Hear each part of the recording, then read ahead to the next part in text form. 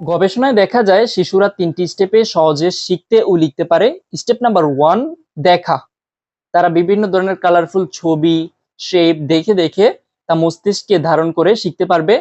এরই সমাধানে আমরা নিয়ে এসেছি প্রিমিয়াম কোয়ালিটির অল ইন ওয়ান একের ভিতর সব এই বইটি। এই বইটি 25টি টপিক নিয়ে সাজানো হয়েছে।